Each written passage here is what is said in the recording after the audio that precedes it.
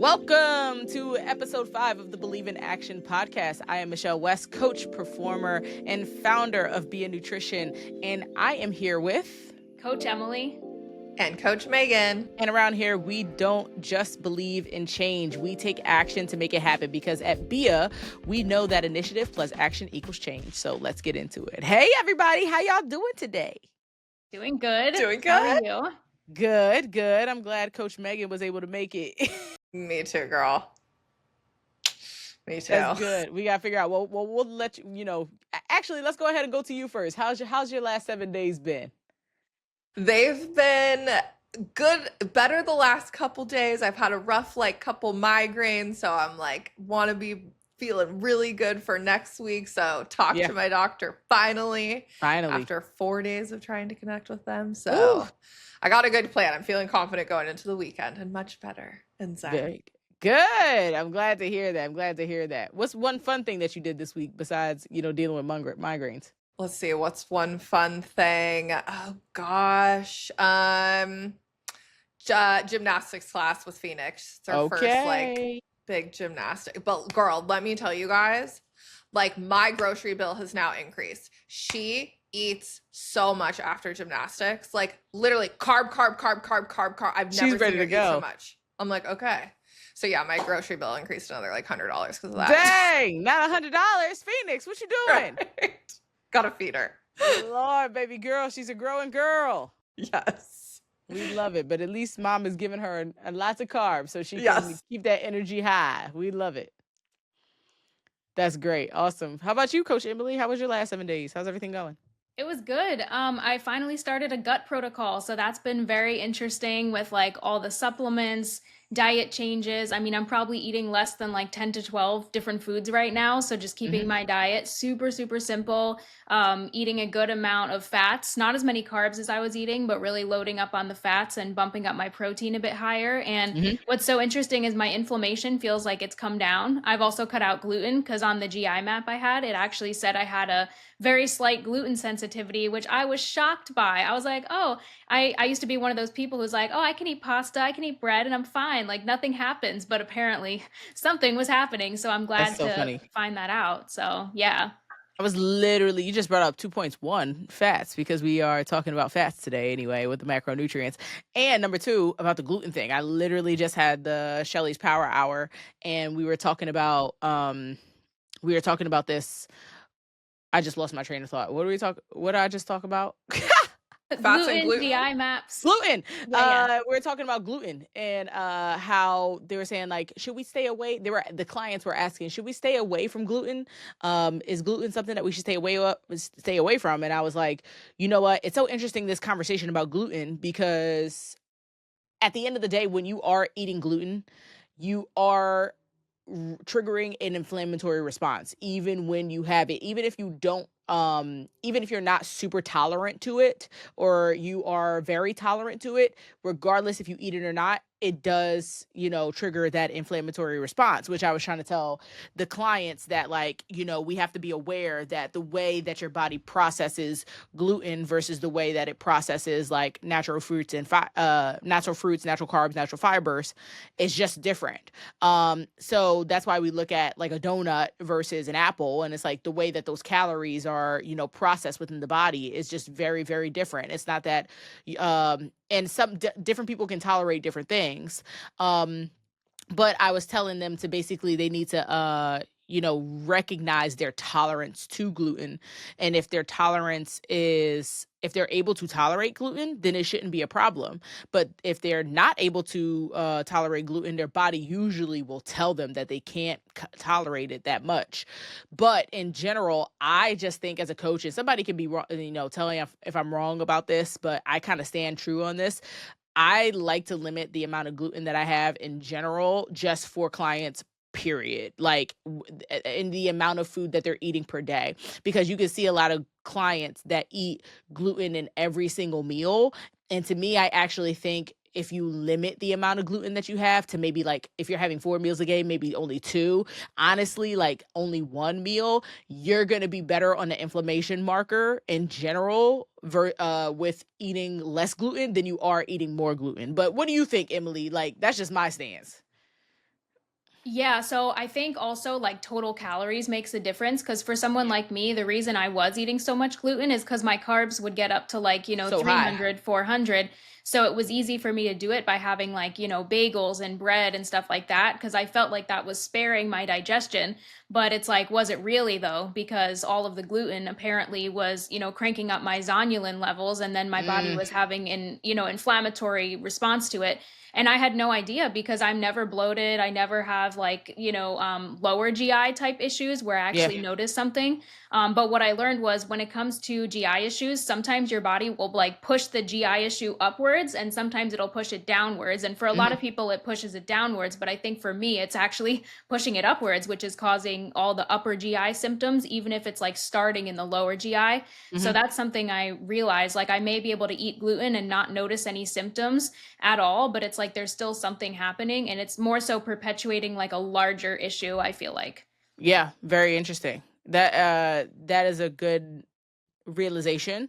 And also if it shows, it's always great to just kind of like when you go through any type of gut protocol, or if you just kind of want to flush yourself out a little bit, I always tell clients like hold back on the gluten a little bit. Very easy way for the inflammatory marker to just come down. And it's so funny that you talk about the gluten. This is not a gluten podcast, by the way. We were supposed to be talking about fats. But I have been noticing too within my meal plan. I've been having meal plan, but I've been on a meal plan right now. And I've been following it pretty well. But I will have some pretzel chips every once in a while. Okay, a little couple pretzel chips. Not the Love those. pretzel chips. And I literally had one day I woke up and I was just like, "Yo, pretzel chips are gluten," and I totally forgot. And I'm just eating the pretzel chips, being like, I didn't even look for the bag, being like gluten-free pretzel chips. No, I'm eating the full-fledged pretzel chips, right? So I've been eating them like little pieces of them literally every day, like 5, 6 pieces. Tell me why one day yesterday, Matt looks at me, and after I had that realization of the gluten, Matt was just like, "So you just inflaming your body every single day?" And I'm just like, "Yep." And he was like, "How about this day? We're not gonna do the gluten." I was like, "Not gonna do any pretzel chips." I was like, "Cool, no problem." So I stopped the gluten, and I was actually up a little bit on the scale. I didn't have no pretzel chips yesterday at all. Okay, and today I woke up 3 pounds lighter on the Yep. scale. Yep. And Yeah, Sounds my right. digestion was TMI. I went to the bathroom way better this morning. that's Yes. good. And I was like, not dropping 3 pounds overnight I know, with it's not having crazy. gluten. Yeah, my weight was averaging in like the 113s, 114s, and as of the past 2 days, it's been like 112.8, and then today it was 112.6. And I'm actually eating a little bit more food than I was before. And I'm just like, wow, that's crazy. And I feel leaner too. I feel like it could be inflammation and body fat, honestly, just because I feel like I just feel better overall. So I think things are processing better. And it's only like day two of my protocol. I changed my One food about day. a week ago, but it's day two of like being on all the supplements as well. That's crazy. One day or 2 days after you felt that, I had one day of not eating pretzel chips. And and I woke up this morning, my stomach was flat as ever. I was like, I feel tight. This is the first time my stomach feels like actually flat. And I dropped on the scale and I was just like, it's the gluten. So you're not gonna see me with no gluten for a little bit, like, cause Michelle wants to feel flat. Gotta get the gluten-free pretzel chips. Quinn makes Oh my a god. gluten-free one. I don't know. I'll clue you into when I find those, but regardless, I'm just gonna cool it on the pretzel chips for a little bit. But that is too funny. Like it is a big deal. That is an inflammatory marker, regardless. But yeah, okay. So that was my last 7 days, me eating pretzel chips. Okay. I ain't got nothing else to say. That was literally what it is. That's the discovery. I woke up, I was tight, and I was like, okay, no more pretzel chips. And then now here we are. So now we're doing this podcast. That is funny. And I really honestly I was just chilling. I was just chilling in Fort Lee, New Jersey, okay? This week was really just about uh locking in on Bia. Finally the first week of like not going anywhere, which is great. So I was chill. I was like back to training and I'm just slamming my glutes. That's all I'm doing. Yep. So let's get into the podcast. Let's talk about it. Okay, we are going to talk about why the Atkins diet was the worst diet that could have ever dieted on the face of this earth. Actually, we're not really talking about that. But the key of the Atkins diet was low fats. And screaming this low fat diet. And we are going to talk about fats and how fats are actually good for you. It's a good macronutrient. We need to have fats into our diet. So, basically, fats are one of the macronutrients, one of the 3 macronutrients within the scale that we look at here at BIA as far as our macros are concerned. We have protein, we have carbs, and then we have fats. And when we look at fats, we look at obviously the balance of omega-3s to omega-6s when it comes to fats, healthy anti-inflammatory fats, how important they are to the body, and how they're important for the brain. They're important for anti-inflammatory, lowering inflammation. They're important for hormone health. They're important for satiation. Some people think that, protein is the thing that keeps you more satiated. Actually, no, it's the fats that keep you more satiated. And also, for every 1 gram of fat, you are eating 9 calories. So that makes sense on why satiation would be a little bit higher with having more dietary fat, because of there's more calories in 1 gram versus the other 2 macronutrients. So we're going to talk about a little bit about how fats are important and what type of fats we like to see in our diets, and what we like to help our clients with when it comes to fats. The main thing that I think I want to talk about here is that usually when clients come on with us, the first 2 macronutrients that I see that are out of line, that are insane, is carbs and fats. Proteins are super low, carbs and fats are out the wazoo. And the reason for that is usually because of the environment of the diet, right? So when we see people eating a lot of highly processed foods, when we see people eating foods out from restaurants, stuff like that, fats are extremely high. And then I think that's the biggest eye opener for clients when they see, when they actually start tracking their food for the first time and they see how high fats are. They're like, whoa, I didn't realize how much fats were in my diet. And then we start to go into this culture of, oh, well, fats are making me fat because I'm having so much fat. Now that's the thing that's making me fat, but it's actually not the right thing to think about. We actually need to think about how we balance out the macronutrients so that we're getting an even split throughout the day. When I say even split, I don't mean like the even of the numbers. What I mean is the right amounts throughout the day to be able to power a healthy body, a healthy mind, healthy hormones for women specifically. And we need to have those numbers in balance. So why do we what do we usually ask for clients? I'll pass this for Coach Emily. What do you like to see your fats at for on the scale of macronutrients? Because I think that's a really good thing for women to just know off the bat of, like, where should your fat intake be and what should we be aiming for if you're like tracking for the first time? Yeah, totally. Well, first of all, usually when I see a client tracking, their fats can be like 100 grams plus. And there's Whoa! just like this huge imbalance between carbs, fats, and protein. Sometimes fats are high, then carbs are too low, then protein is like 20 grams a day. And it's like, okay, we got to do a balancing act here. Yep. Sometimes It's the like, what the hell? yeah, sometimes I'm like, the calories are fine. It's just we need to switch up the macros here to make it more optimal. But in terms of fat, what I like to see is typically between like 50 to 70 grams. I think Mm-hmm. that's a pretty good place to be just for general like sex hormone health, because you Mm-hmm. do need fats for healthy sex hormones, especially, and also brain health as well. Like I find when people have a lot of brain fog and they just feel kind of slow, it can be due to not eating enough fats. It can be due Mm-hmm. to not eating enough overall calories. I mean, obviously, there's other components like, lack of sleep, high stress, quality of fats too. Like I find that the quality of fats makes a huge difference, but I do Mm-hmm. find between 50 to 70 is good. But, there's always going to be outliers where someone needs to push a lot of food. So they might need like 80 plus grams of fats, or someone who's in a deficit and, might need to bring their fats down to like 40 grams. It really Mm-hmm. just depends on the total caloric intake. Yeah, absolutely. Usually with the total caloric intake, what I like to do for women is like 20 to 30% fat. 30% fat is like is where I like to live with women. Sometimes I'll go down to 25% fats. And if I'm really in a deficit with them, I will go down to 20, but you will really ever rarely see me go below 20% of your total calories, totally daily calories. And can you imagine that's what women were doing? Like the Atkins diet crowd was doing Crazy. Way lower. 20%, way lower than 20, like way lower than 10% fats is insane. And that's why Yeah. people literally died from it.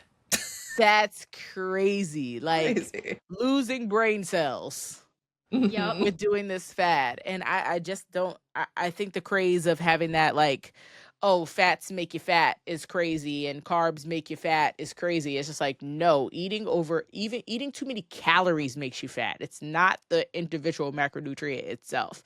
So it's great to be in that good balance of healthy fats. And you'll even see I've experienced actually within a bodybuilding prep when I getting super, super lean, when my fats are getting lower and lower because we have to push somewhere. You know what I mean? There's only but so many, you only can push so much lower when it comes to carbs. You're going to have to push your fats lower. Like the brain fog that I experience within getting very, very close to stage is real. I do experience that. I'd be like, what did y'all just say? Where am I at? I'm having a moment. And if you're having those, I can only imagine what these women were going through on the Atkins diet, just feeling like they need to lose body fat with keeping that fats very low. And what I feel like only like 8 weeks into prep. I mean, going into the last weeks of prep, they were probably doing this for months, and I'm like, holy crap! Did you feel okay? Yikes. That is torture. My God, that's insane. So tell me, Coach Megan, when you see these fats are out the wazoo, very Mhm. high, and you see, let's just talk about fat specifically. Mhm. What is the first thing that you just suggest to the client to be able to help with balancing out those fats? Because I know what I see with the client, usually what happens, and I'll give my tips there, but I just want to get your perspective. What is the first like two tips that you give to the client of how do we manage those fats? Right. So I think the first one is like where are the fats coming from? If they're actually coming from like the healthy fats, like are they coming from, your salmon and your chia seeds and your avocado, or are they coming from a lot of like processed foods? Hmm. So that's the first one. The other one that I really will focus on with a lot of people is because people will tend to gravitate towards the beef and the bacon and this, and I will be straight up with them, be like, you can still have your red meat, that's fine, but I'm gonna tell Hmm. you right now, like long term, where we're gonna have you, it's like once a day, and then Yeah. the rest is gonna be like that lean chicken breast, turkey, things like that, because it will eat your fat, and it's still a great amount of fat for you to have like healthy hormone function. But it's definitely like, okay, are we eating a lot of the processed foods? Are we, and like what type of meat are we eating? And then also like making sure they're tracking their oils, their butters properly. You know Because that. that'll get you. It'll get you real quick. They be pouring it Um, on. I'll be like, whoa. yeah, you got to count it. And, I get it. Fat is what makes it taste good. Like, girl, I love a good ribeye. Like, I will eat that fat. And that's where it is, right? So I think it's that real importance of the client of like making them realize that the fats is what's making it taste good. That, of course, we want fats. Like, if you look, I'm a bodybuilder, 99% lean ground turkey is nasty after a certain amount of time, guys. There's only but so much of it I could take. That's why you have to, literally put mustard in it to help it with like its moisture. The fats give it moisture. It gives it that taste. It gives it that, whatever. That's why I freaking love beef. Like beef is so Mhm. good because of the fats, right? And as you get leaner and leaner when it comes to the meats, then it's gonna not taste as good. So, the grocery stores are putting canola oils and seed oils in their stuff to make it taste a little bit better. The restaurants are putting a lot of fats in there for it to taste good. So that's the one thing that we need to just be aware of, that fats are just delicious. You know what I mean? Things are fatty because it just tastes good. But we do need to reel that in a little bit when it comes to how you're eating on a day-to-day basis, because we don't want those fats to be too high. And it's not that fats are bad, it's just that we don't want them to get too over the top.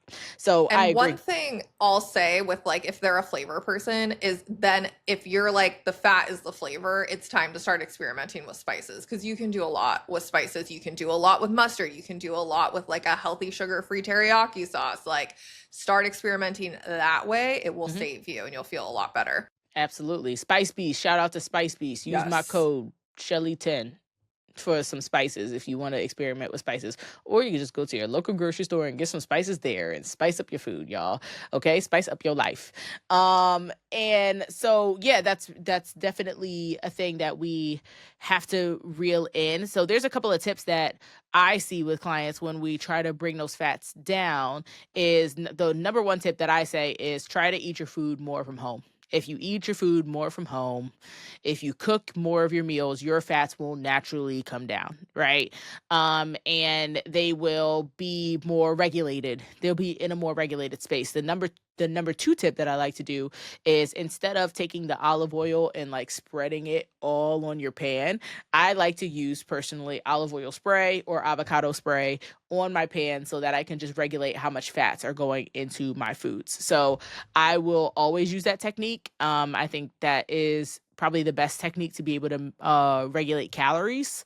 Um, and then, of course, we want to see more healthier fats inside the diet. And you'll notice that the fats won't go up so high if we are using more of those healthier fats. So, when I say healthier fats, what is that list? Avocados, avocado oil, olive oil, macadamia nut oil, coconut oil is great.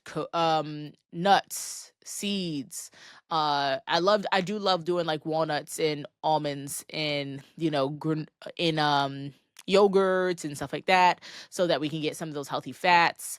um Butter is fine. You just got to be aware of how much butter you're using because some people like to slop on the butter. I'm like, bring it back a little bit. And what else am I missing here? Nuts, seeds, avocados, coconut oil. Am I missing anything? Avocados? Did you say avocados? I said Um, avocados. the Not yolks from the much. eggs. Yolks from eggs, great source of fat. Love that. Mhm. And then also your proteins, right? Like your proteins from salmon, your proteins from beef. Just be careful of the fats coming from processed meat, like Coach Megan said, right? We really want to stay away from the pork. I know that people love them some bacon and love them some pork, but that is higher in fat content than it is in protein content. And all you need to do is look at the back of your packages and you'll see that the fats will go through the roof. Personally, I like to keep my meats at leaner meats. So anything that's 90% or leaner is usually what I aim to or tell the clients to aim for when it comes to fat intake. And then it'll naturally come down. And the one thing that I do also see with clients too is when they start regulating their fats a little bit, what happens is that their fats then go all the way down and go super low. And now they don't know how to add the fats back, the even amount of fats back into the diet. And usually that's when I'm saying, okay, I want you to take the olive oil and put like 5 grams of olive oil on top of your meal. And they're like, wait, in the pan? I'm like, no, no, no, no. I want you to put it on top of your meal. So that's where we add those anti-inflammatory fats there so we can have that equal balance when it comes to fats. And then find ways. This is the greatest. It's the great technique. It's a great technique when you're able to divide your macros into 4 different meals and really see how much fat you're eating throughout the day and making sure that those fats are nice and even throughout the day so that we see that, okay, we are getting some healthy fats at least in each meal that we're doing, right? And how do we bump those fats up a little bit there? So Emily has a good story about some fats that she shared with me here, and I would love for you to share that story because this is a touchy topic, okay? This is controversial, but go ahead. Yeah, so I have a friend and we met on Instagram when I was very much in the vegan community. So this was like years ago, like probably about 4 years ago. And the vegan community that we were in, so First, let me just say within the vegan community, there's so many like mini communities within the community of like different styles of vegan eating. And so during that time, I was in like a community called 80-10-10, where basically you eat 80% of your calories coming from carbs, 10% coming from fats, and then 10% coming from protein. So I think when Sheesh. you averaged it out, like in terms of the macros, I think it came to maybe like 20 grams of fat per day. So, anyway, we met in that community. I was still kind of dealing with like food issues, but sometimes I would dabble here and there with that style of eating because I was like, oh, like maybe this is just the style of eating I should do. And like I would dabble in it and then I'd be like, yeah, I feel like crap. And then I'd kind of fall back into my disordered patterns. But when I did it, I definitely did not feel very good. It was just Hmm. like a ton of carbs. The carbs you are mostly coming from whole foods. They do encourage whole foods, so I guess that's good, but like nobody should be eating 80% of their calories coming from carbs. Woo! That's wild. And oh my gosh, my fiber intake was so bad. It was like so high. Like sometimes I'd eat like 70 grams of fiber a day. Sheesh. Like, wow. I was like crazy and I was bloated and I was like, why am I so bloated? Like, oh my gosh. I was like, I just was not, putting it together. Yeah. But anyway, so yeah, we were talking and she was telling me like she's had a lot of struggles with miscarriages and she was able to have a child at one point, but she was trying again and she kept trying and trying and unfortunately it was just not working out and she had been struggling for years. I mean, she saw doctors. I think she tried like fertility treatments and all kinds of things, and it was literally not working. And so I think at some point her intuition was kind of telling her, like, hey, I need to make some diet changes. I think it could be my diet. And so instead of just changing her diet and staying vegan, she decided to actually become an omnivore and eat a Mm. variety of different things. And she still kept it mostly whole foods, but she started incorporating animal protein sources. And I think within a short period of time, guess what? She was able to get pregnant. And now she's like well into her pregnancy. It's a healthy pregnancy. She's feeling awesome. Like I see what she's eating. She posted on her Instagram sometimes, and I'm just sitting there, like in my mind, cheering her on. I'm like, yes, oh my gosh, we came from the same place. But yeah, I'm so proud of her because like I know it was a very big change. And, she was also like me, who like very invested in the veganism. Like at the time, my Instagram name had vegan in the title. Like I was Hmm. wearing vegan shirts. I was the vegan and she was just like that too. And yeah, so just so great that she made that change and now she's thriving. It's just amazing. That's crazy, and crazy how one change kind of literally like impacted her entire life. That Yeah. is insane. I mean, like, humble brag, but Emily has gotten a couple people pregnant over here at Bia. I know. I have a few more clients. We're working on it. So And literally, like, it's not even that we come in here and be like, well, you need to take this pregnancy vitamin, and you need to take this this supplement or this whatever. Literally all we do is change up the diet. Change up the diet, get them eating right, get them training right, and then all of a sudden it's like, I'm pregnant, and I'm like, whoa, that's insane.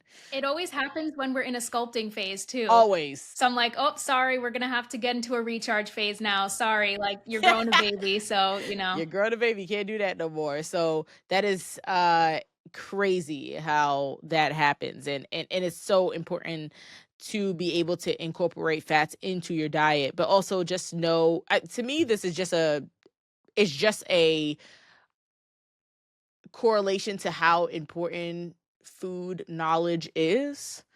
And once we start to step back and start to take the pressures off of being like, oh, well, I don't want to track my food, or if I track my food, then it's not balanced, or if I track my food, then it's going to lead me to an eating disorder, or if I do this, it's just like, no, it's okay to know the numbers, right? Like, it's okay to know how much you're eating. It's okay to have food knowledge. It's okay to know what's going on so that we can be able to live and thrive moving forward as a society, moving forward as what we want to show up in as the world, moving forward with good energy, moving forward with good, providing our bodies with good food so that we can be able to thrive.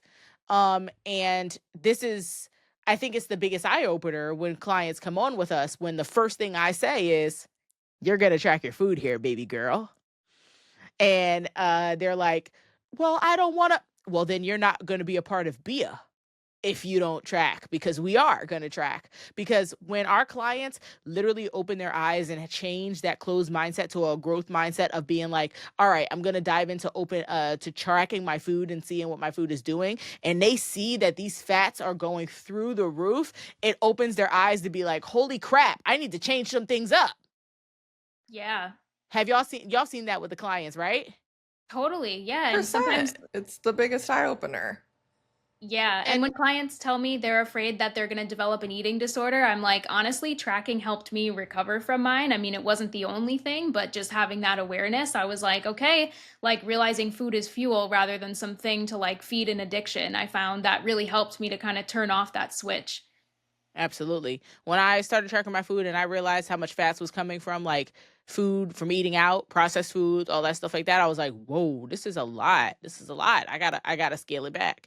And then I learned how to scale it back and scale it evenly. And now I feel the best I've ever felt. You know what I mean? I don't feel super bloated. I don't feel bogged down. I don't feel like my energy is low. I feel like, oh no, I'm eating a right amount of fats throughout the day. And the people will always tell you that the food that is out here that is very, very high, that will make you eat more of it, is usually high fat, high carb. So anything that's like, it's not having any type of protein intake, or it doesn't have a lot of fiber in it. So if you're eating a lot of high fat, high carb foods, it actually triggers a response for you to want to eat more of it. Food engineers are doing that for a reason, for you to continue to buy more of the product. So as soon as we start to scale that back a little bit and be like, oh, okay, this is how many fats that I'm eating throughout the day, this is how many carbs I'm eating throughout the day, this is what my protein needs to be, then we have that equal balance and you just feel better. You just feel better. I don't know how many of you all feel like when you go out, like going out to eat every once in a while is great. You know what I mean? I don't want to take away from like having that experience of going out to eat and having a good meal. You know what I mean? Having something that you don't really have on a regular basis. You know what I mean? Like, we should be able to have those moments. But I don't know about you, but when I eat out too much versus when I'm cooking my food from home, I feel crazy different. So bad. Same here. Like, it's crazy how different you feel. Like, your energy feels different, your bloating feels different. You can literally sometimes, Matt will be like eating the food and be like, I feel the oil coming out of my pores. I'll be like, stop saying that, that's so strange, but he be saying it is that, right? I feel it. I feel the difference. And then as soon as you start to scale back on that food and start to scale back on knowing, having a balanced diet, you start to like your foods that are in home more than, eating food out so much. But I feel as though that it makes you appreciate having those moments out every once in a while, being like, okay, I'm going to have this dinner that I really want to have, and then, reel it back into the foods at home, because it just makes you feel better in general. Yeah, I find that like just processed foods in general, for me, it doesn't, I feel like it doesn't affect me so much like, in terms of what I notice, like GI wise and skin wise, but I feel like it mostly affects me mentally. Like I feel like it makes me a little foggy and like my mental reflexes are like a little bit slow and I'm just Hmm. like, "Oh my gosh, am I becoming stupid?" Like, like I feel like that happens to me and then I'm just like, "Whoa, let me take a look at my diet. Like what is going on?" And so I've noticed just with making these changes within my diet currently, just like really no more gluten, like literally sweet potatoes, rice based stuff, very, very simple for my Hmm. carbs. I'm just like noticing, like, wow, I feel a lot more level headed and just way more like sharp. So Hmm. and I thought I felt great before, but I was just like, it definitely takes you to that next level with like mental clarity. And I find that that even helps you understand yourself better on so many different levels of just like who you are as a person and how you think. It's not just within your day to day stuff of like, maybe just being forgetful or clumsy or things like that. It's like not just that. It's like understanding like what I want out of life. I feel like it makes me sharper in that way too. Absolutely, absolutely. I was also just reading a really good breakdown from Jeffrey Sue. I get his first call out fitness emails, and he was talking about the breakdown of estrogen and a breakdown of sex hormones in our periods as women. And I think this is a good point to kind of like end on, is that the effects of your period can affect you 3 months after something that you have done. Like it takes 3 months. Usually you'll find the effects of after 3 months or something like that. So if you had a very stressful month, say, for example, in January, and things were very stressful, you're trying to get things together with work, like you're running to the gym, you're doing everything very stressful in January, in your period, it may not show up. Like you will start to get cramps and like feel those symptoms of the January stress in like April of your period. Isn't that insane? Yeah. Yeah. And I was just like, bruh, that is insane. So it's like when you make a change, it's like you don't see the effects of that change until like 3 months after. That's literally kind of like how your period runs. So if you were a very low fat diet at one point, then you probably wouldn't have saw the effects of that until like 3 months of your period. And you feel like you have a wonky period and you're not eating a good amount of fats. If you're eating too high of fats or eating too low of fats, your period is actually going to be affected by that. That's so crazy to think about, like how much your body responds to what you put in it. So I think if anything, that's a testament to being like, your body is your temple. You need to treat it you need to treat it well. And the more education that we have and the more knowledge that we have about different macronutrients, different micronutrients, all those things, that we're able to set ourselves up for success for the future. When it comes to how we live our lives every day. And I thought that was a very good breakdown, and something that I'm also going to break down for the clients, so we can know as women how our bodies work in general, because we all go through it. We all have a period, or we all have had a period at one point, or we're going to go through that transition of not having a period anymore. So it's good for us to kind of know how this works for us. Yeah. Crazy. Fats. Yes. Fats Is don't there make you any fat. Fats do not make you fat, okay? Carbs don't make you fat, okay? It's eating too many calories that makes you fat. That's what happens, okay? So we just need to bring those calories down a little bit, make it even throughout the day. Fuel yourself so that you can power yourself throughout the day, but making sure that we're having those fats, because the fats really power cholesterol, and cholesterol is the top of the hormonal chain. And we do want to make sure that we're getting good cholesterols into the body so that we power everything else that's going on in the body. It's so, so, so important. So yes, if anything, this podcast, I guess, is taking away from it is make sure you get your fats in, but don't go too crazy with the fats. Got to reel it in. And if you really want to know how those fats are being distributed, you need to be okay with being uncomfortable and just track your food. If there's anything that you can do, you just track your food, track what you're doing, track everything that's going in your mouth, and you will see where your fat intake is going to be and where you need to be. And circling back to the beginning of this, try to keep it at 30% of your total daily calories. And if you do that, you'll be successful. It'll be great. Yes. Yes. Did we cover everything? Is that I fat? think so. I think we Yeah, did. all the fats. That means the next podcast that we need to do needs to be on carbs. Gabs. Yes. Carbs, and how important carbs are, and how Phoenix is eating all the carbs right now, and how All we're the jealous of carbs. Phoenix. Yeah. I We love are. that for Phoenix.